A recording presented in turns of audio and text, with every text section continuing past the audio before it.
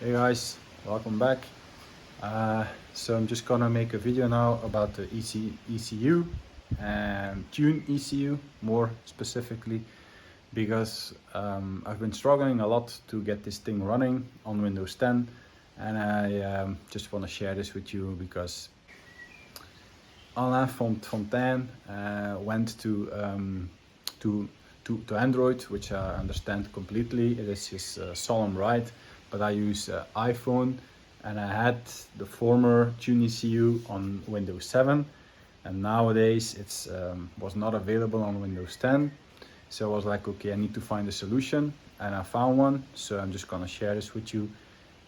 First part is just on the software, and the second part is just on connecting the bike, so you have that, you have it running. Okay, so just gonna go for it now. Just stay with me. So of course you need a laptop. This is just a Dell laptop. It's pretty old, but you just have to think that you just need basics. Okay, I'm just gonna go through it with you guys. Here we go. Took a screenshot. So this is on the website as well, on the website of Tune ECU. But this is like the Bible for us. Okay, if you can fix this, then it's running. You need a few more tips, which I'm gonna share with you guys in a minute. But first things first. That, not the one. Where's Tune ECU? Sorry about this. Just gonna type it in. ECU.net. That's fine. ECU.net. All right, here it is. So it's just on the main page, Windows 10. Okay, we need this one as well. This is a cable. This is with pins 16, and it has USB 2. So you need that one, and you have to be able to plug this in to your laptop.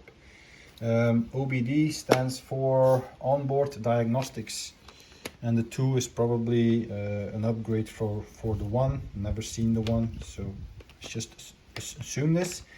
All right, so we need to be able, of course, to connect this, the ECU, and the laptop, and this is where it goes wrong, especially because all the drivers and all the things that need to decode everything don't seem to work as easy. But what you need here is, like I say, Windows 10. I have a 64-bit, it works. You need to have admin rights. That means that it's your laptop, you have control over the software, so you can install the right tools. You need to have USB 2.0. 3.0 is better, which is faster, but 2.0 is fine. As you can see, I have this one. Could be a 1.0, no idea. Doesn't say. Try and zoom in, guys. But yeah, you know what I mean.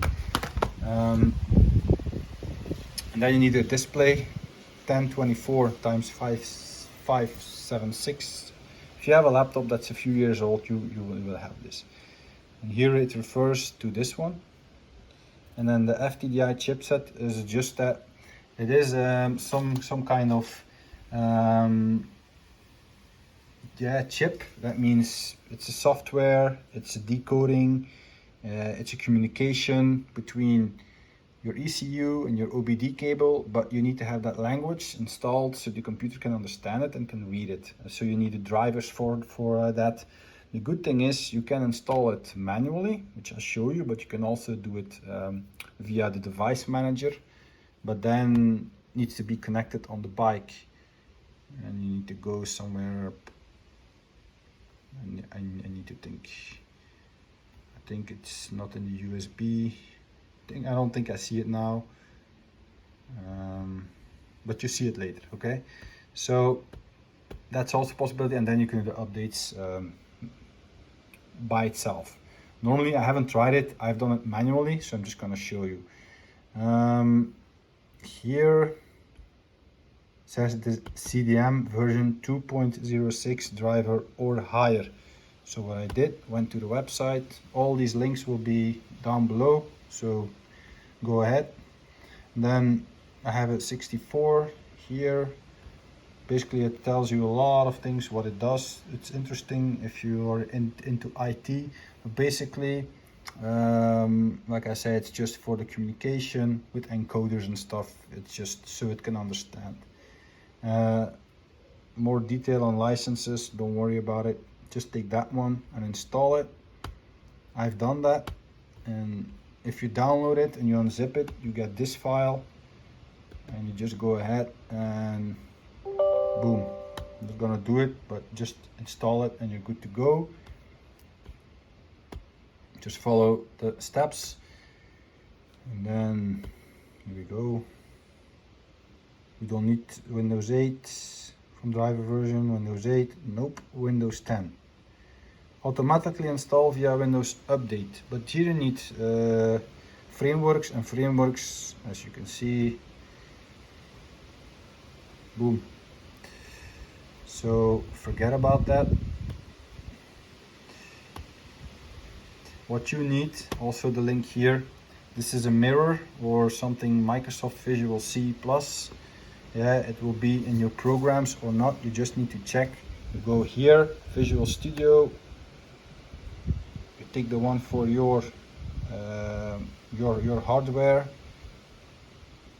64, this one I don't think it is, and I don't know what that is. I just took this one and it worked.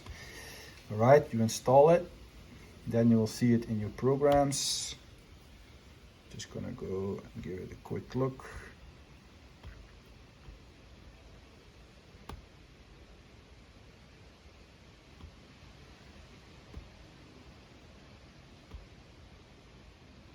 And you will see it if you go down. Here it is. Voila.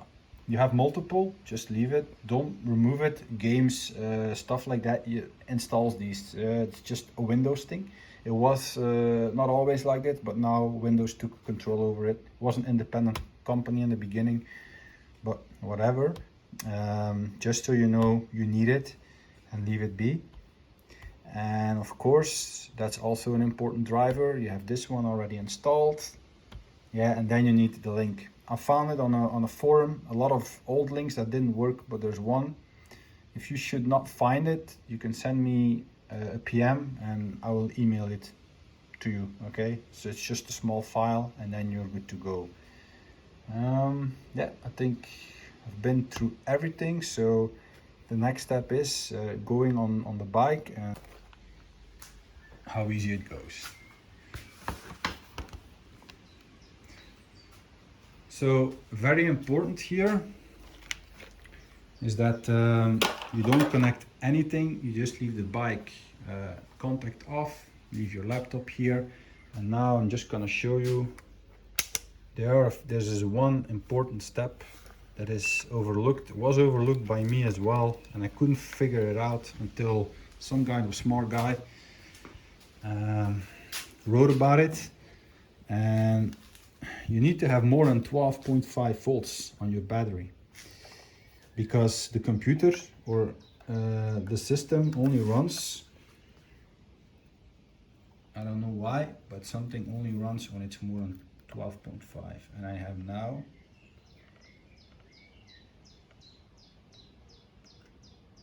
am I connected?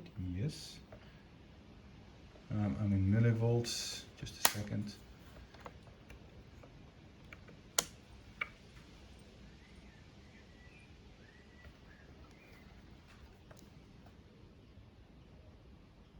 It's on AC now. Sorry guys. Voila. I have 13 volts. So normally I should be able, or the computer should be able to recognize and connect with the ECU.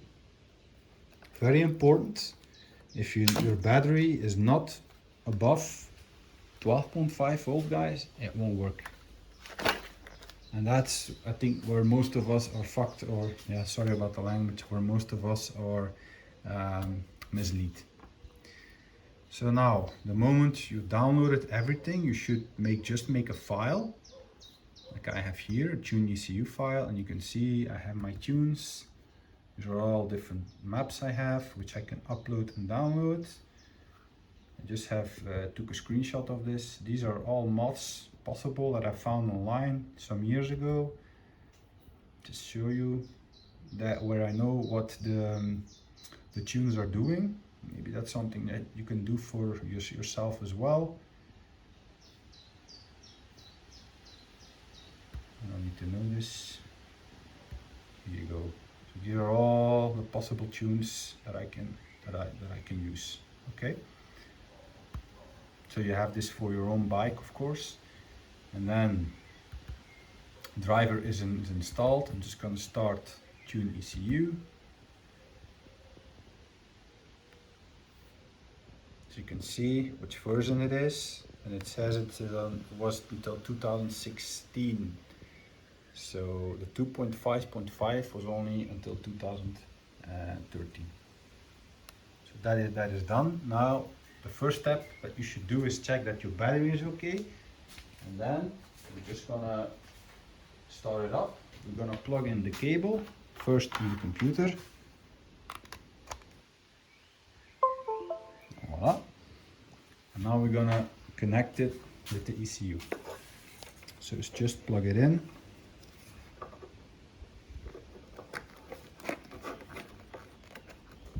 There we go.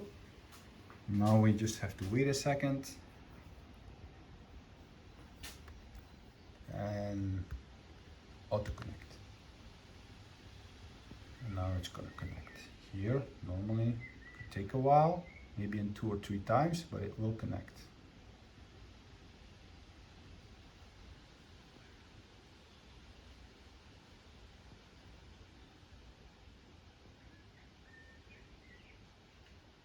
Okay, so now you can put on the contact. Here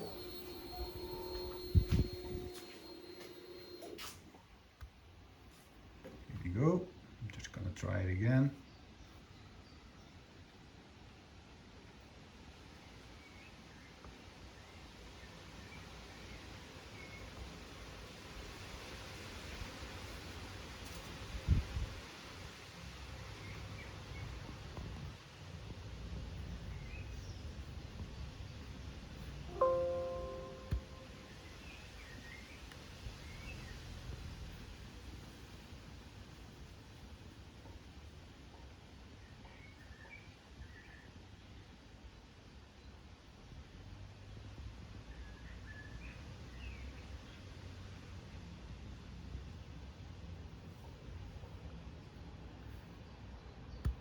Just gonna restart it. We'll see how it goes now. Do it again.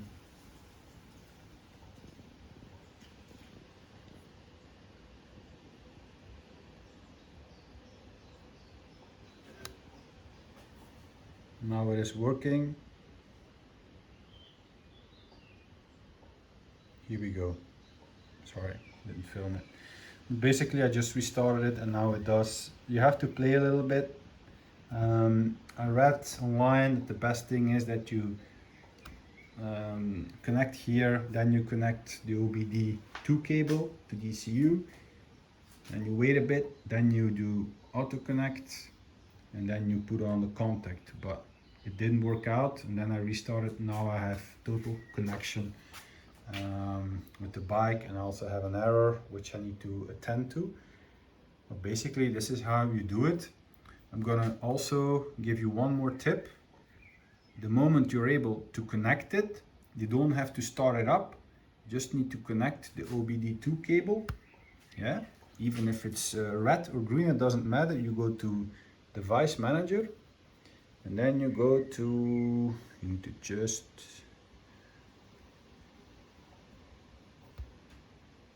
that's not the one. Just need to check which one it was. It's not a storage system device, maybe. Nope. Here was USB connection. What was it?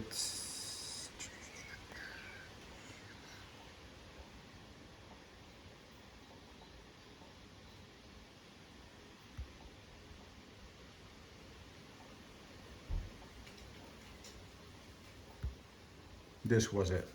The ports, yeah? You go to ports, USB serial port, you press the right button, and then you can update drivers. You can look at properties, and here it will say FTDI, the bits per second, which is not relevant for us, but it says it's in port COM3, which is this one. Could be that it says 2 or 1 depending on which one you use. And here it says the driver version. You see, this is the same that you will notice when you go here. Yes, this one.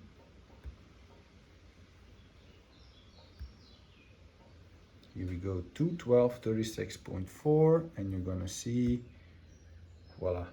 So it can reconnect. What you can do is, if you have problems, yeah, you just go to driver and you update driver. It will do it automatically. If I push it, it's just gonna say that it's okay. Voila. If not, it will update, and maybe then you can solve it. So that's also something that you can try if all the rest of the video would not work out for you. And this is definitely a good step to try. If not, try and restart maybe your laptop, try to reconnect, play a bit with it. You should not start the bike. It's not necessary. You can, but the moment you start it, of course, then you're gonna have all the details. But this is maybe for another video. It's already 20 minutes. I think you guys already know how it works, Tune ECU. If not, I will make a video about it. But for now, I think it was just to show you how you can connect it. Just a small to summarize everything. I'm gonna put all the links down. You just need the driver for the connection between the computer and the ECU, so it can read. Then you need the mirror as well, the language, so the computer has an understanding. It's like this one speaks English and this one helps the computer to understand the English or the Chinese, whatever the case. And this one makes sure that there are gates and stuff like that, so it can transfer it.